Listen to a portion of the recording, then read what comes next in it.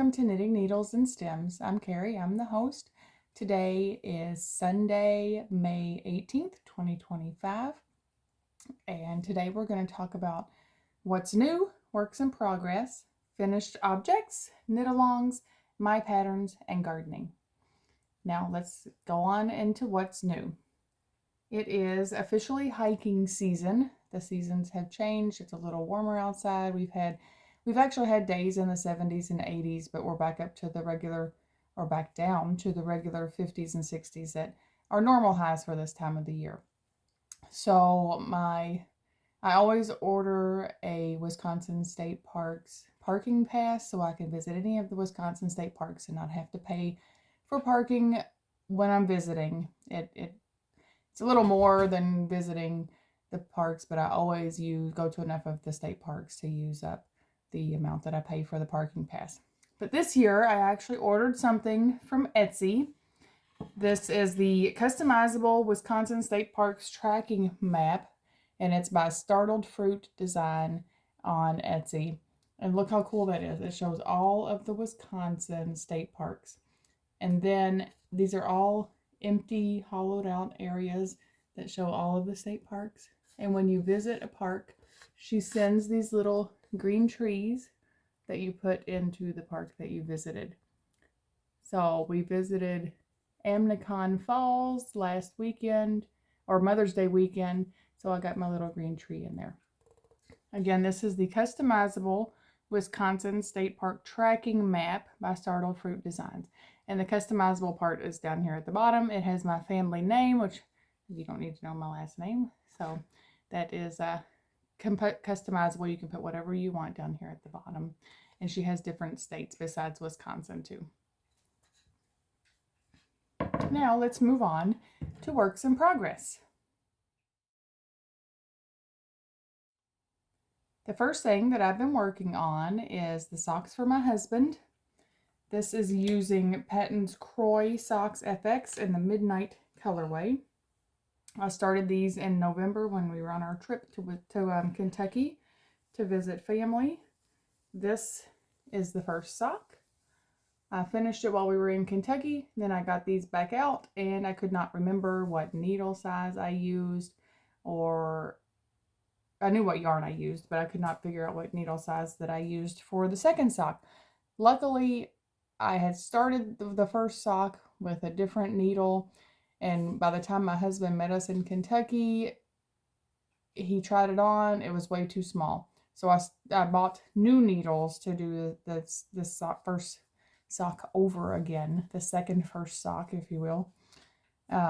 So I knew what needles I used. But for this sock, I used the Fish Lips Kiss Heel by Socks Therapist. And I started on the second sock, almost completely done with the second sock. I've done the whole foot, working my way up the leg. And for this one, I'm doing a weird ribbing on the top of the foot and around the leg. I did purl 1, knit 3, purl 1, knit 4, purl 1, knit 5, purl 2, knit 5, purl 1, knit 4, purl 1, knit 3, purl 1. And then I did the same thing around the back of the leg. So it's ribbing all the way around. It'll hug his foot nicely. And again, that's the heel, the Fish Lips Kiss Heel by Socks Therapist. And these are socks for my husband. The next thing that I've been working on is Knitting Without Borders bears. These are bears that go to different nations with the Doctors Without Borders group. And these bears have to be really little because they have to be able to fit into the doctor's suitcase and not take the place of any of the essentials that the doctors might need. So here is my most recent little bear that I'm working on. The pattern is written to be knitted all in one flat piece and then in garter stitch and then sewn together on the edges. I have adapted it to be in stockinette stitch in the round because I like that technique a lot better. And this is the second of these bears that I've made. I'll show you the first in just a minute. Again, this is the Knitting Without Borders, and there is a pattern on the website that you use for these little bears. The third thing that I've been working on is for the Saturday Social in the Knitting in the Loft group. It's Puppy Love by Elaine Fitzpatrick. For this one, I'm using Knit Picks Dishie in Lilac Mist. And it is written to be a bib, but you can also make it into a cloth, which is what I'm doing. I have no need for a bib. So this is what I have so far. It's knit from the bottom up, and it has a heart around a little puppy, and you can kind of see his feet there starting in the beginning of the heart coming up here.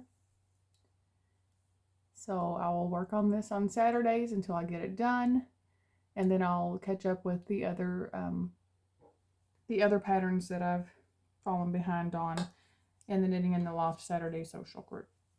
Knitting in the Loft group for the Saturday Social. Again, that's Puppy Love by Elaine Fitzpatrick, and I'm using Knit Picks Dishie in the Lilac Mist colorway. I really love the Dishie yarn. It comes in so many colors, and they just came out with a lot of new colors, so you should totally check that out. I've also been working on my Project a Month PAMKAL Socks. For the actual knit along, they are doing the Scrumptious Socks. Scrumptious Striped Socks by Escape Tricket. I am featuring a variegated yarn that I got at Shepherd's Harvest that my daughter actually bought for me at Shepherd's Harvest in 2024. But I'm not actually using the pattern because the pattern is made to show off a skein of self-striping or variegated yarn without having any kind of pattern to fight with the yarn to show off. I am using HoneyGold Acres. She's the one that dyed the yarn. And the color for the main color is color 2B. And then the toes are a different color. That was just a mini skein from the same dyer. I love the way that there's a diagonal going up this sock. I don't know. It don't look like it's going to be the same on the second sock.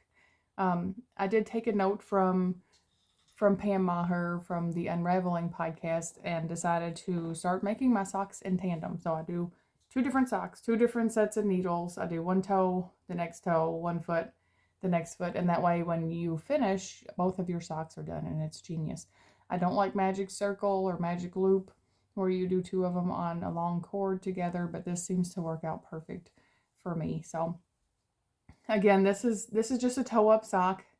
Regular basic toe up. I start with 10 stitches. I increase every other round until I get to 60 stitches, and then I just knit around and around and around and around, and it really shows off the yarn. This is from HoneyGold Acres.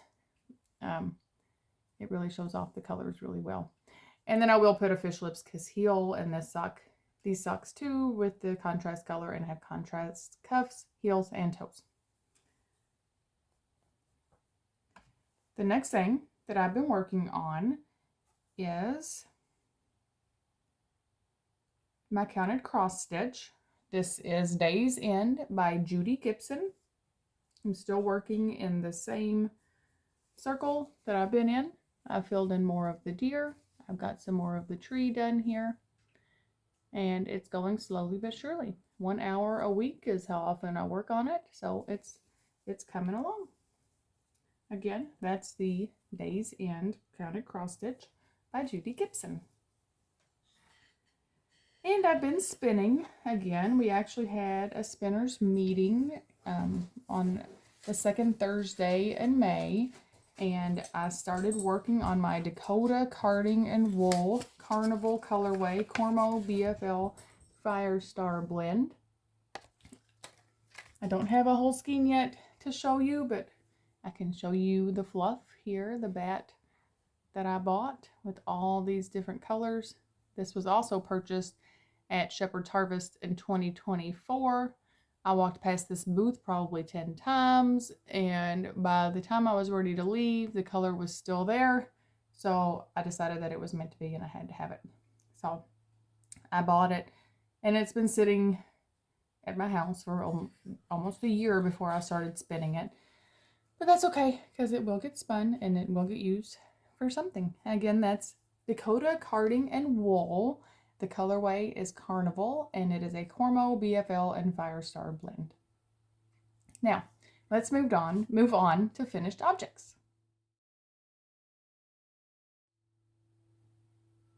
The first thing I finished was one of the Knitting Without Border bears. This is my very first Knitting Without Borders bear. This one was knit flat. You start at the feet. The feet you knit up the leg, and then you start on the same double pointed needle, the other leg, and knit it up, and then you knit across the body, and then you add on stitches for the arms and knit across that, and then you knit the head, and then it's one big piece, one big long piece with legs on each end, arms on each side, and then the head in the middle. You fold it all over, sew it all together, and this is what you get, this little cute bear. And then you embroider on the face before you sew it all together and stuff it, obviously. And these little guys will go in the suitcases with the doctors that go for Knitting Without Borders. So this is on the Knitting Without Borders website. You can find the original pattern, which is what I used for this little guy. This is my first Knitting Without Borders bear. The next thing that I finished is Raegan's socks. These were also started in November when we were in Kentucky. And for these, I used the Fish Lips Kiss Heel by Socks Therapist again. And the yarn is T&H Fiberworks Glitz Sock BFL Silk Blend. And the camera kind of picks up the sparkle in there, but there's a lot of sparkle in these socks. And I have both socks done. They are washed. They are ready for her to have on her birthday, so she has to wait another couple of weeks before she gets them, and it's killing her not to have them and be wearing them right now, because she knows they're done, and she says, "Mom, you can't show me something for my birthday and not give it to me." But anyway, so these are Raegan socks using the Fish Lips Kiss Heel by Socks Therapist, and the yarn is T&H Fiberworks Glitz Sock BFL Silk Blend. The next, let's see, 1, 2, 3, 4, 5, 6, 7 things that I have are all for Knitting in the Loft social, Saturday social. They are all snowflakes, and some of them you'll be able to see the design better than others because some of them really need to be blocked and stiffened in order to see the design. But here we go. The first one is It's Snow Time by Elena Maltseva. And this one could really be pinned out to be able to see the pattern. But it's done. It's ready for me to block. I'm going to have a massive blocking party sometime close to the end of the year and get all of these washed and blocked and ready to be sent with my Christmas cards. You can look right here. Here's a picture of it pinned out. You can see the design a little bit better. Again, that's It's Snow Time by Elena Maltseva. Then we have the Breadfruit Snowflake by Jessica Wifall. This one has all these nice clusters of double crochet and the nice points on the ends. And I'm using up the thread that was given to me by one of my friends when her dear aunt passed away, and she had a lot of this thread. So the snowflakes this year are going to be very colorful and not just white. Again, that's Breadfruit Snowflake by Jessica Wifall. Then we have the Eureka Snowflake by Deborah Atkinson. This one called for 2 different colors, and I think these colors make it look like a beautiful flower. So this one could be either a Christmas ornament on your Christmas tree, or it could just be an ornament that you have around in the springtime to show flowery spring stuff. Again, that's the Eureka Snowflake by Deborah Atkinson. Then we have a mystery snowflake that the host of this, the lady who runs it, Jane, she found it on Pinterest, It don't have a name. It's just, it was a chart that she found on Pinterest. And this is what it looks like. Like the green. I love how these colorful yarns are pulling in these snowflakes. But again, this is a mystery snowflake from Pinterest. Then we have the Winter Ice Snowflake by Deborah Atkinson. This one's also by Deborah Atkinson. It has nice little clusters. It's nice and rounded on the inside and flowery, and it'll have rounded, semi-rounded edges once it's blocked. It's really pretty in this blue. And this is the Winter Ice Snowflake by Deborah Atkinson.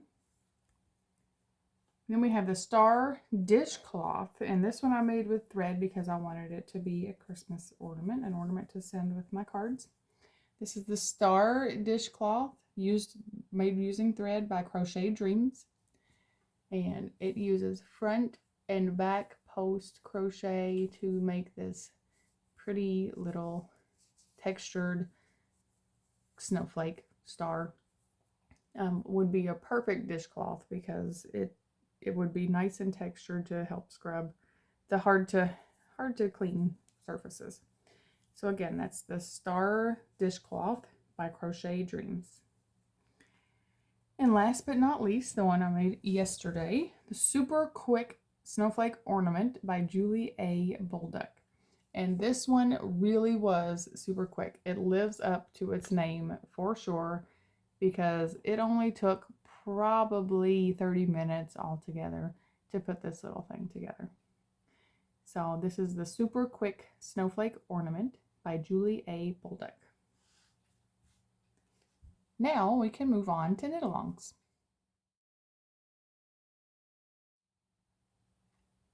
The first knit-along that I am participating in is in the Mama Jess Knits podcast group. She is also a video podcast. You should absolutely check her out. This knit-along is Summer Sock Knitting Cow, and it runs from May 24th through August 31st. So that's why I'm in a hurry to get these socks done that I have on the needle so that I can cast on more socks for this knit-along. It's going to be great.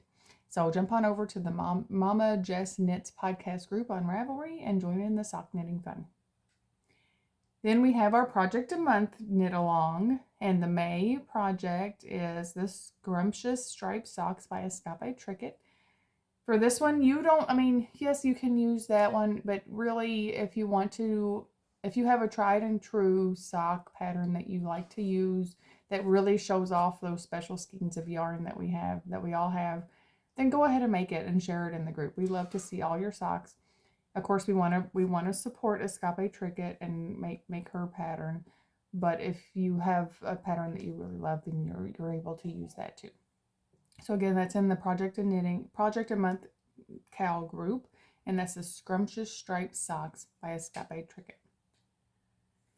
And the third knit-along that's coming up is the Simply Stranded 2025 Loft Summer Challenge and Cow.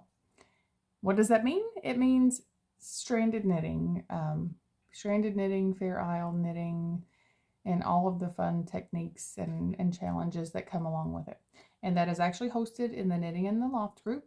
And that one starts on June 1st and runs through September 1st. So June 1st to September 1st, we'll have different challenges and different games that you can play in there to win prizes. And it's always a good time. The Knitting in the Loft group chooses a different technique to do every summer, and it just kind of brings everybody together and we have fun while we're doing it. So that's the Knitting in the Loft group, the Simply Stranded 2025 Loft Summer Challenge and Cow from June 1st to September 1st, 2025. Now let's move on to my patterns.